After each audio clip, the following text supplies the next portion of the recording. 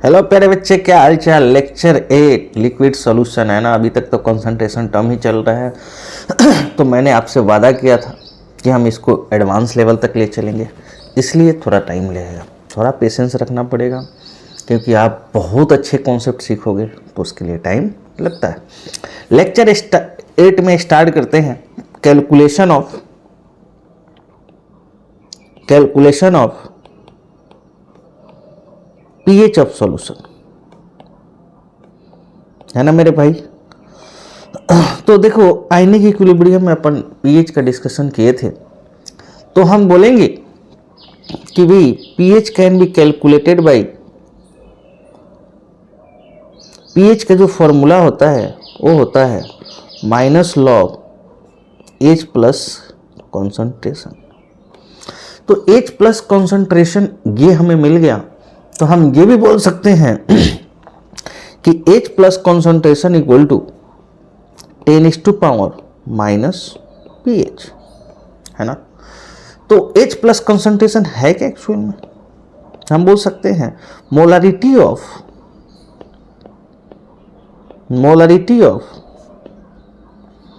H plus ion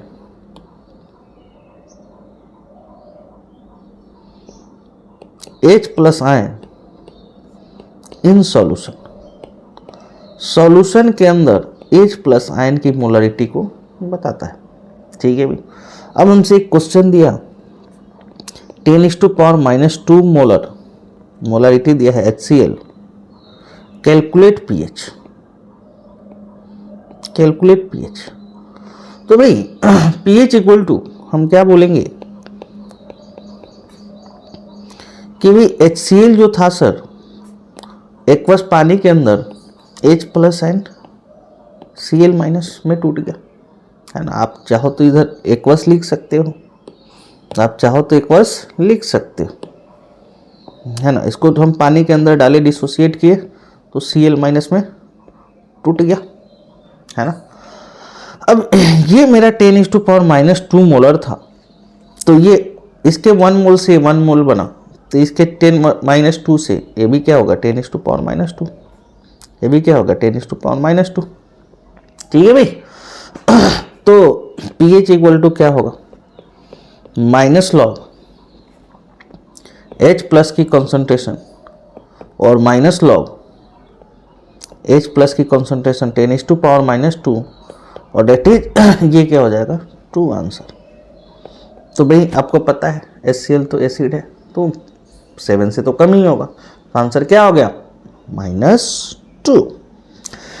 next question में चलते हैं भाई, सॉरी pH 2 हो गया, -2 नहीं। नेक्स्ट क्वेश्चन पे चलते हैं। हमसे एक क्वेश्चन और दे दिया कि 0.005 MH2SO4, है ना। आप इसका pH बताओ, then pH will be what, pH क्या होगा, है ना। तो भाई pH इक्वल टू क्या होगा अपने को पता है कि H2SO4 जो डिसोसिएट होगा 2H प्लस एक्वस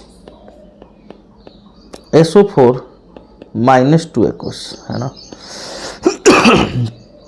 तो इसको हम लिख सकते हैं 5 × 10⁻, अच्छा एक जीरो और है इसमें, है ना। मैं क्वेश्चन को 5 × 10⁻⁻4, तो ये क्या हो जाएगा, इसके 1 मोल से इसका 2 मोल बना, तो 5 × 10⁻⁻4, ये क्या हो जाएगा 5 × 10⁻⁻4। ठीक है भाई। तो H प्लस की यहाँ पे कॉन्सेंट्रेशन तुम्हें मिला कि 5 × 10 × 10⁻⁻4, दैट इज 10⁻⁻3। तो pH इक्वल टू क्या होगा माइनस लॉग 10⁻⁻3, तो ये हमारा आंसर क्या होगा 3, है ना। तो pH हमारा क्या हो गया 3 हो जाएगा। तो बेसिक कैलकुलेशंस किए अपन ने pH का, है ना। अब इससे रिलेटेड जेईई मेंस ने क्वेश्चन पूछा है, बहुत अच्छा क्वेश्चन पूछा है, 2 बार पूछा है। ये तो 2023 में पूछा और एक 2013 में पूछा, सेम क्वेश्चन पूछा, एक बना लोगे तो दूसरा बन जाएगा। ठीक है, बोला कि an analyst want to convert 1 liter HCl of pH 1 to a solution of HCl of pH 2, the volume of water needed to this solution mean आपका V1 जो दिया है वो दिया है 1 लीटर। ठीक है भाई, अच्छा pH 1 दिया है, ठीक है, तो pH 1 दिया है तो मैं H प्लस की कॉन्सेंट्रेशन मैं बोल सकता हूँ 10⁻⁻1, और यही हमारा क्या हो गया, M1 हो गया। ठीक है भाई, अब हमारा बोला है कि HCl को pH 2, तो V2 आपको निकालना है, pH 2 दिया है मतलब H प्लस की कॉन्सेंट्रेशन क्या हो जाएगा 10⁻⁻2, तो ये हमारा क्या हो गया M2, और डाइल्यूशन फॉर्मूला लगाएंगे M1V1 इक्वल टू M2V2, तो ये हो जाएगा 1 × 10⁻⁻1 इक्वल टू 10⁻⁻2 इंटू V2, इसलिए V2 हो जाएगा ये 10 लीटर। ठीक है भाई, लेकिन हमसे पूछा है वाटर नीडेड, पहले से तो 1 लीटर था, अब कितना हुआ 10 लीटर, तो नीडेड वॉल्यूम क्या होगा needed volume 10 - 1 that is 9 litre, इसको ml में कन्वर्ट करेंगे तो 9000 ml हो जाएगा, तो हमारा क्या हो जाएगा 9000 ml, है ना। अच्छा सुनो, सेम क्वेश्चन पूछा है ना, इसमें सेम क्वेश्चन, ये तो क्वेश्चन समझ में आ गया कि भाई हमें pH दिया था तो मोलरिटी M1V1 सेम फॉर्मूला लगाया ना था। अब हमसे पूछा है कि how many litre must be added 1 litre aqueous HCl pH 1 to pH 2, 2 बार क्वेश्चन पूछ दिया सिमिलरली, उसने ml में इंटीजर पूछा, तो भाई क्या आपको हमने कितना एडिट करना था 9 लीटर, इसमें लीटर में पूछा है ना, आंसर क्या हो जाएगा 9 हो जाएगा, तो आप सिमिलर सॉल्व कर लेना। ठीक है भाई, अब चलते हैं नेक्स्ट टाइप पे, है ना। नेक्स्ट टाइप मैंने आप लोगों को केस 2 बताया था कि नॉन रिएक्टिंग सॉल्यूशन होगा और एक रिएक्टिंग सॉल्यूशन होगा, तो नॉन रिएक्टिंग में हम डाइल्यूशन में M1V1 पढ़ा था और फाइनल मोलरिटी पढ़ा था। अब हम केस 2 पढ़ेंगे, केस 2 सॉरी यार, है ना, reacting solution.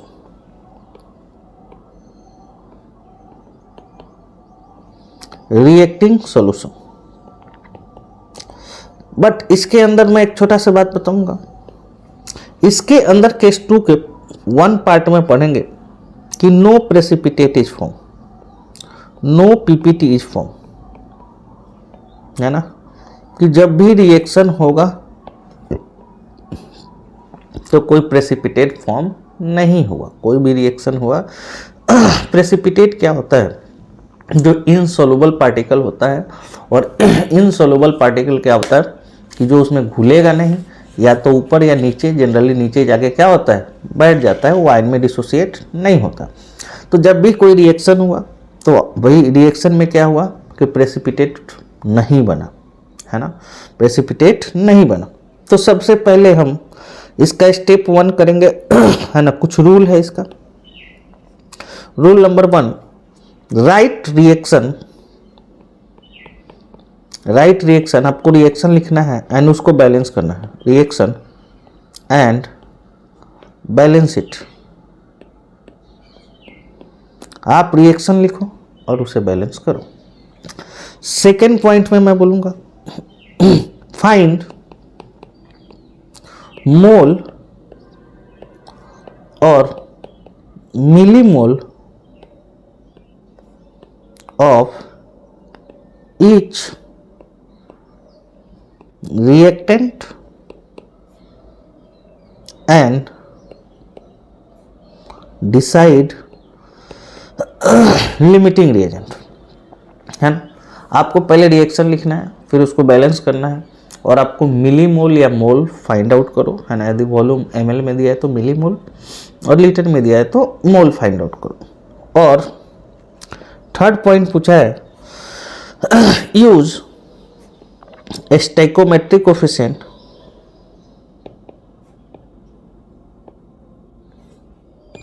To find whatever is asked। ठीक है भाई, आप स्टोइकोमेट्रिक कोफिशिएंट फाइंड आउट कर लेना और क्या पूछा है क्वेश्चन में, है ना, वो आप डिसाइड करना कि भाई क्वेश्चन में क्या पूछा है ना, जो निकालना होगा वो निकाल लेना। तो सबसे पहले मैंने क्या बताया कि भाई बैलेंस करना है इक्वेशन को, लिमिटिंग रिएजेंट फाइंड आउट करना है जो हमने मोल कॉन्सेप्ट में किया था, और लिमिटिंग रिएजेंट के बाद मैंने एक चीज़ बोला कि जो भी क्वेश्चन में पूछा है उसके बारे में आपको लिखना है। क्या बात समझ में आ गई? तो आ गई, तो इस क्वेश्चन को करें, है ना। हमसे बोला कि 0.2 m 100 ml H2SO4 is mix with 0.1 m, है ना, स्मॉल m नहीं capital M, 300 ml NaH solution, then find the in final solution concentration of H plus, है ना भाई, H plus। अच्छा सुनो, ignore contribution of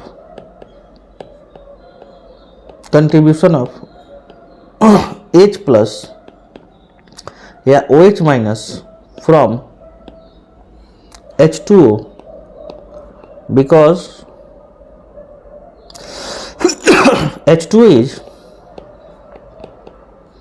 poor electrolytes।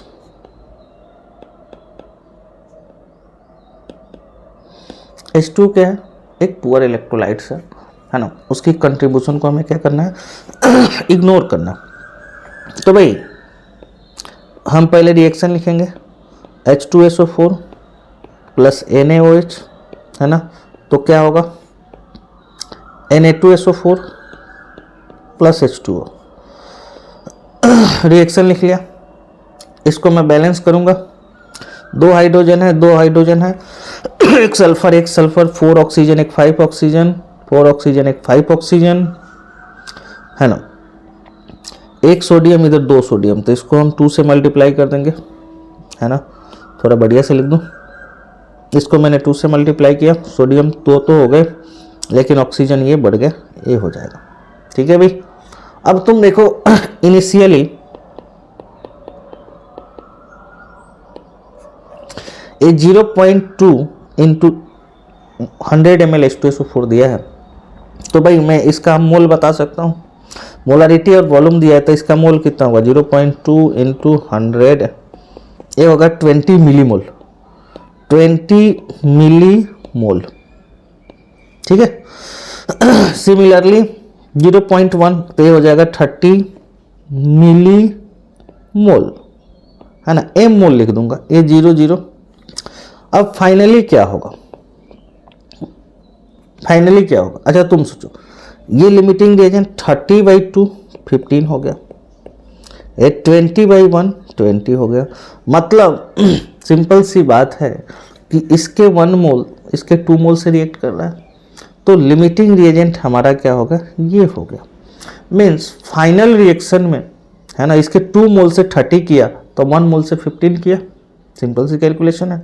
तो final reaction में ये तो हो जाएगा खत्म, तो ये बच जाएगा क्योंकि इसके 2 मोल से 30 किया, तो ये बच जाएगा 5, ये हो जाएगा 0 और ये हो जाएगा 15, ये हो जाएगा 15 मिलीमोल, है ना, क्योंकि 15 ही तो खत्म हुआ है। अब देखो ध्यान से, हम इसको तो इग्नोर ही करेंगे, है ना, इसको इग्नोर करेंगे। जिस बच्चा को लिमिटिंग रिएजेंट नहीं आता है वो मोल कॉन्सेप्ट की, है ना, वीडियो देखे, वीडियो तो खैर अपलोड नहीं किया हूँ, लेकिन कोई भी दिक्कत हो तो मेरे से बोले, मैं उसको नोट्स भेज दूंगा, व्हाट्सएप पे वॉइस मैसेज के थ्रू समझा दूंगा, है ना, ये चीज़ वहाँ। अब तुम सोचो, हमसे क्वेश्चन में क्या पूछा? H प्लस की कॉन्सेंट्रेशन, मीन्स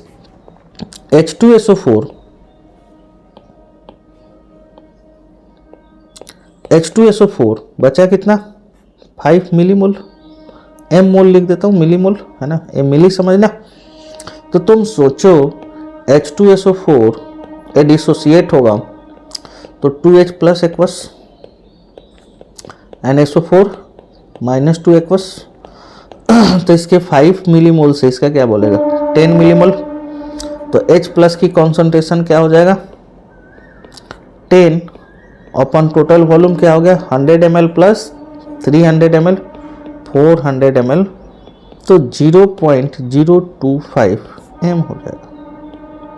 ठीक है भाई, तो बहुत प्यारा सा क्वेश्चन है ना, बहुत ही प्यार से करना क्वेश्चन, क्योंकि जिसमें प्रेसिपिटेट नहीं बन रहा था। चल भाई, अब हम केस 2 देखेंगे कि प्रेसिपिटेट बनेगा तो क्या करेंगे, है ना। तो अब पढ़ते हैं केस 2। ठीक है, इसका मैंने अभी केस 1 बताया, अब हम पढ़ेंगे केस 2। ब्लैंक पेज ले लो।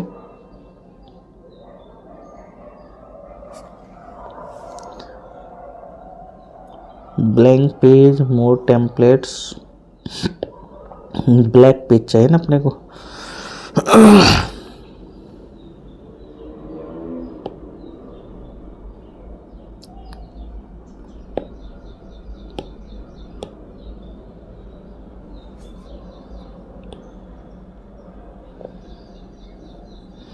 ऐसे ऐसे पेज क्यों आ रहा है।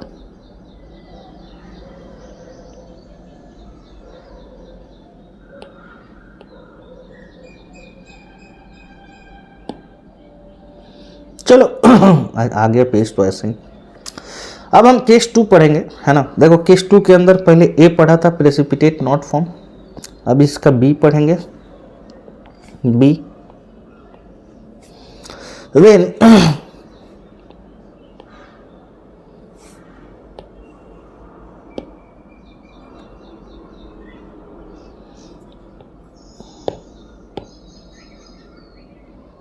बी पढ़ता when precipitate is formed, कि भाई जब प्रेसिपिटेट फॉर्म होगा तो क्या होगा। तो सबसे पहले जानते हैं प्रेसिपिटेट क्या होगा। जो precipitate are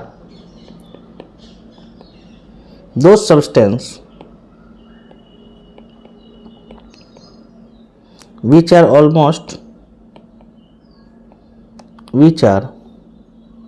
almost insoluble in water। ठीक है, जैसे एग्जांपल में AgCl, AgBr, AgI, BaSO4, PbSO4, CaCO3 etc। तो भाई सिंपल सी बात है, जैसे मैं इसको एग्जांपल से समझाऊं कि मैंने पानी लिया, है ना, मैंने पानी लिया,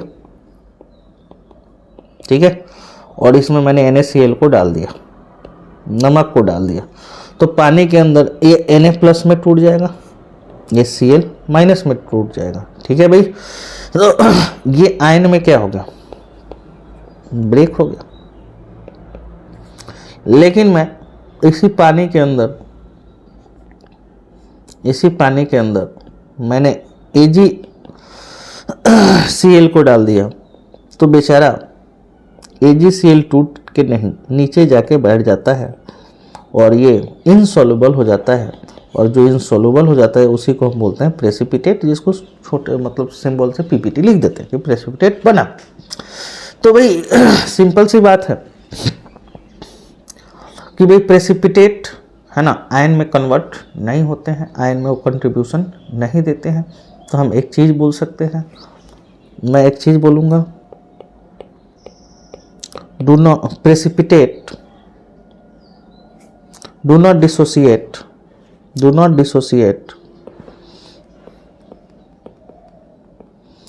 precipitate do not dissociate, precipitate do not dissociate into its constituent ion. Precipitate अपने इंडिविजुअल आयन में डिसोसिएट नहीं होता है। चलो भाई, तो इससे हम क्वेश्चन करें, है ना, क्वेश्चन करते हैं।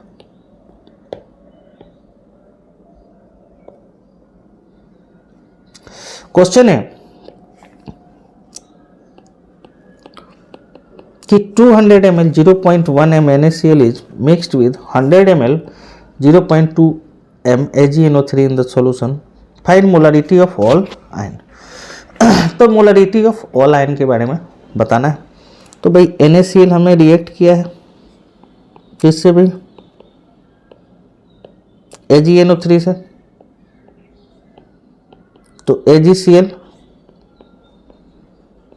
NaNO3। तो इनिशियली अब तुम सोचो ये 0.1 इंटू हो तो 2 मिलीमोल होगा। मैं छोटा सा लिख देता हूं मिलीमोल। और AgNO3 इसको मल्टीप्लाई करेगा, मोलरिटी वॉल्यूम दिया है, क्या हो जाएगा?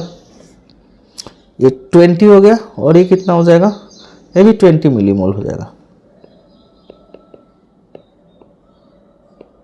ठीक है भाई, तो ये 0 और 0।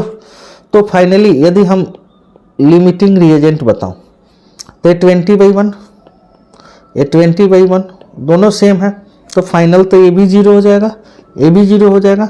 ये 20 मिलीमोल बनेगा और ये 20 मिलीमोल बनेगा। तो अब तुम सोचो कि फाइनली NaCl तो 0 हो गया, AgNO3 0 हो गया, AgCl अब प्रेसिपिटेट बन गया, है ना। अभी मैंने कुछ देर पहले ही बताया था कि AgCl क्या बन जाएगा? प्रेसिपिटेट। मतलब इनका आयन क्या कंट्रीब्यूशन क्या हो जाएगा? 0। मतलब ए तो हो गया पूरे के पूरे सॉल्यूशन में प्रेसिपिटेट। मैं घेर के बता दूं, प्रेसिपिटेट। तो पहले मैं पूछूंगा कि Ag+ की कॉन्सेंट्रेशन क्या होगा?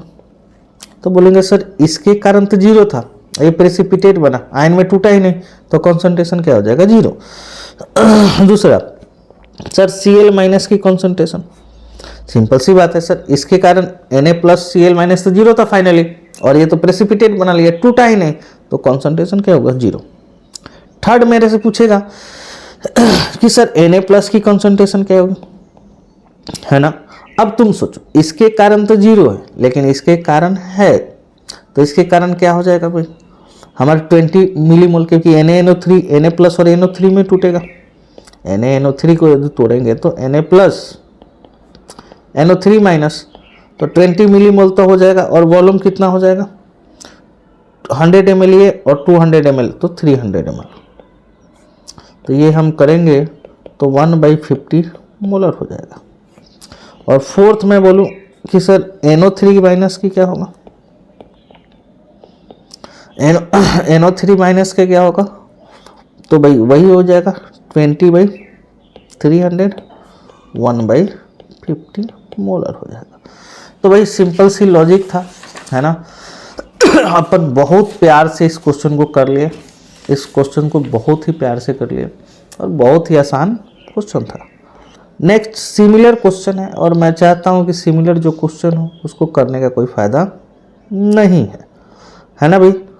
अब हमारा जो नेक्स्ट टर्म आएगा जिसको हम बोलेंगे वॉल्यूम स्ट्रेंथ। पहले मैं ब्लैक पेपर खोल लूं, वॉल्यूम स्ट्रेंथ।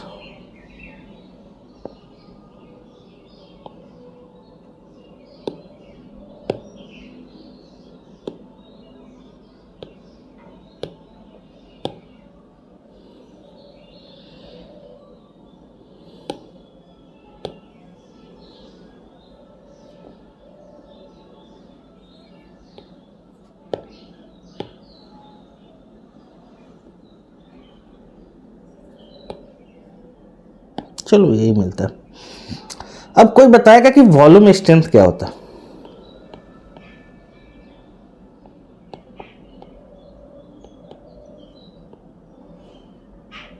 देखो वॉल्यूम स्ट्रेंथ क्या होता है कि आपने 1 लीटर H2O2 सॉल्यूशन लिया है ना, आपने 1 लीटर H2O2 सॉल्यूशन लिया तो ऑक्सीजन के कितनी वॉल्यूम STP पे मिलेगा, उसी को हम बोलते हैं volume strength.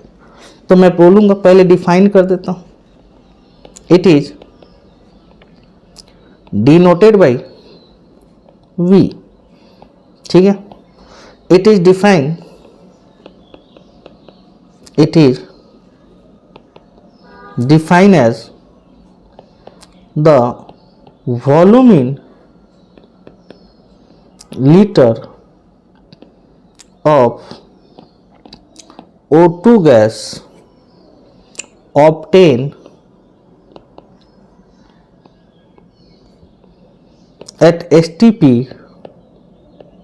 standard temperature pressure, by decomposition of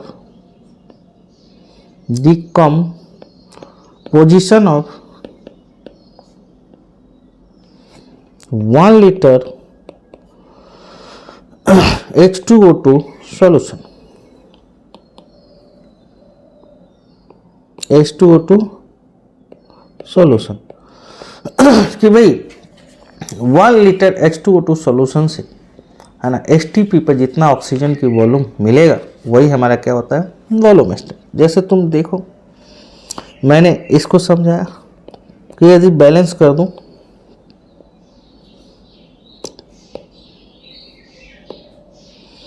कि 2H2O2 है ना एक्वस गिव्स 2H2O लिक्विड और plus O2 gas, O2 gas.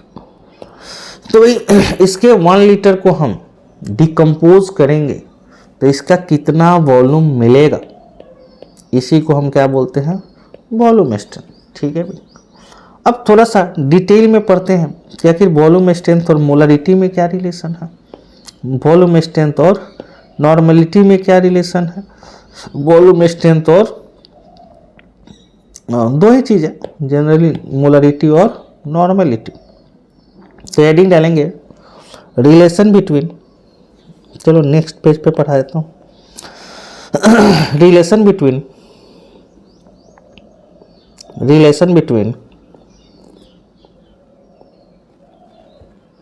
Volume strength,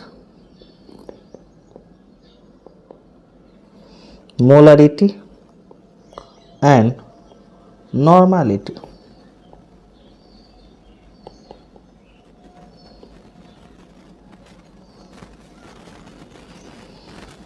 ठीक है भाई, लेट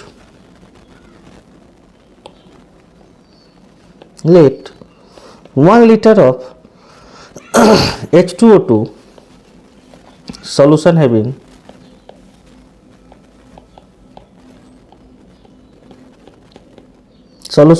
molarity M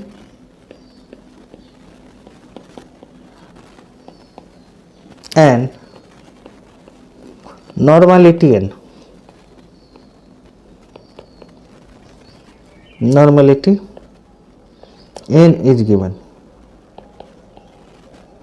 ठीक है भी, तो तुम सोचो 2H2O2 यदि एक वर्ष मेरे पास है और 2H2O लिक्विड बना और ऑक्सीजन गैस बना, तो भाई एक बात बताओ, यदि मेरे पास molarity equal to mole by volume और वॉल्यूम 1 लीटर है तो मोलारिटी इक्वल टू मोल हो जाएगा। बोलो हाँ या ना, बोलो हाँ या ना। तो तुम सोचो इसकी मोलारिटी, इसका मोल N इक्वल टू M हो जाएगा, हो जाएगा। तो इसका मोल N है तो इसका मोल कितना हो जाएगा, इसका मोल कितना हो जाएगा N/2। भाई इसके 2 मोल से 1 मोल बना, तो इसके 2 मोल से 1 मोल तो इसके N मोल से कितना बनेगा N/2। तो भाई मोल ऑफ O2 जो है N/2 है और N को हम मोलारिटी भी लिख सकते हैं, तो that is the molarity by 2। ठीक है भाई, अच्छा सुनो, अब हमें मोल मिल गया तो मोलर वॉल्यूम क्या होता है STP पे, वॉल्यूम जो होगा मोलर वॉल्यूम ऑफ O2 है ना, मोल बाई 2 इंटू 22.4, या इसको हम लिख सकते हैं 11.2 इंटू मोल या 11.2 इंटू मोलारिटी। तो वॉल्यूम स्ट्रेंथ